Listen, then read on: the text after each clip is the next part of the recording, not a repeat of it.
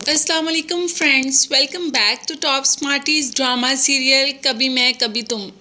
जब आपका पार्टनर सच्चा, आपके साथ मुखलिस और मोहब्बत करने वाला हो तो बुरे से बुरे दिन भी इंसान एक साथ हंसी खुशी गुजार सकता है। नहीं यकीन तो मिसाल ले लें इसी ड्रामे की।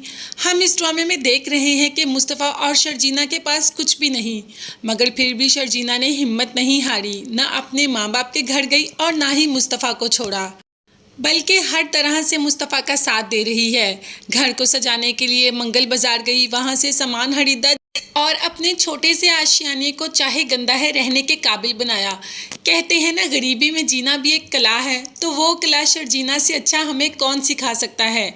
मगर यहाँ पर मुस्तफ़ा की हिम्मत को भी दाद देनी चाहिए। जैसे ही शर्जीना ऑफिस जाती है, पीछे से सारा घर सेट करता है और शर्जीना के आने पर उसको चाय भी बना कर देता है।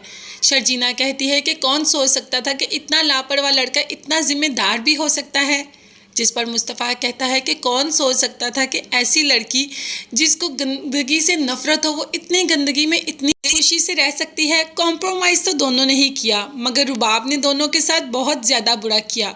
रुबाब के साथ आगे जाकर कौन सा अच्छा होगा। रुबाब तो बाहर चली गई, उसका शौहर उसकी ही दोस्त के साथ अफेयर चला रहा है और साथ साथ रुबाब की दौलत का भी सफ़ा चट कर रहा है। जितना हो सके उतना उसकी दौलत को अपने अकाउंट में डाल रहा है। आगे जाकर रुबाब को पता चलेगा कि अदील ने रुबाब को कितना ज़्यादा धोखा दिया। जिस पे बहुत मान था ना उसको, उसी ने उसको किक करवा दिया। शर्जीना की माँ का दिल बहुत घबरा रहा था और शर्जीना पहुंच जाती है माँ के पास।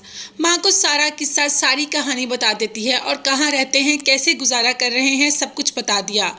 माँ का कहना था कि रुबाब तो वहाँ आई ही इसलिए थी कि तुम्हें और मुस्तफ़ा को उस घर से निकाल पाए, और वो अपने मकसद में कामयाब भी हो गई। उसने तुम दोनों को उस घर से निकाल दिया, मगर मुझे ये खुशी है कि तुम और मुस्तफ़ा एक दूसरे के साथ अच्छे तरीके से ज़िंदगी गुजार रहे हो।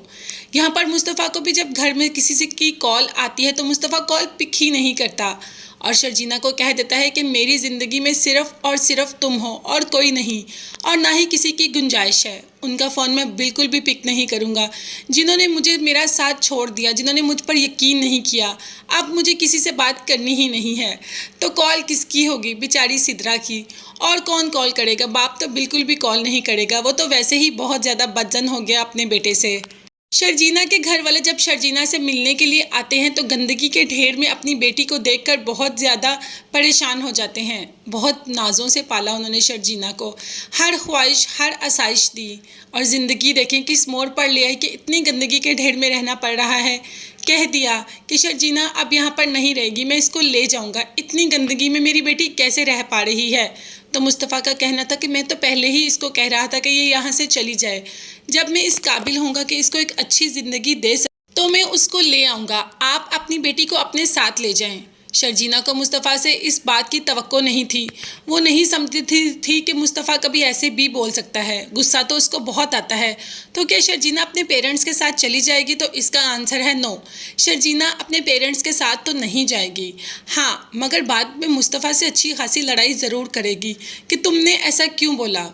मुस्तफ़ा भी बेचारा मजबूर हो गया था। जब बाप इतनी बातें कर रहा है तो आगे से कुछ कहना तो बनता है। मगर ये दोनों एक साथ ही रहेंगे। मुश्किलें ज़रूर आएंगी, लेकिन उन्हीं मुश्किलों से ये दोनों अच्छी तरीके से निपट जाएंगे। वो जैसे शर्जीना कहती है ना कि हम घर से बेघर हुए हैं, हम जॉबलेस तो नहीं हैं, अपना कमाते हैं ना, तो कुछ ना कुछ कर लेंगे। बस ऐसे ही थोड़े में गुजारा करना सीख लिया इन दोनों ने। मगर मुस्तफ़ा को भी हल्का लेने की ज़रूरत नहीं। उसको बहुत अच्छी गेमिंग आती है और गेमिंग से इतना पैसा कमाएगा कि वो शर्जीना को एक शानदार ज़िंदगी देगा जिसकी शर्जीना मुस्तहिक है, और ये बहुत जल्दी होगा।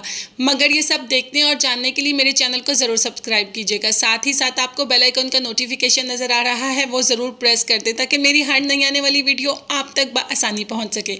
अपना बहुत ज़्यादा ख्याल रखिएगा और अपनी कीमती दुआ में मुझे भी याद रखिएगा। नेक्स्ट वीडियोज़ तक के लिए अल्लाह हाफिज़, bye bye and take care.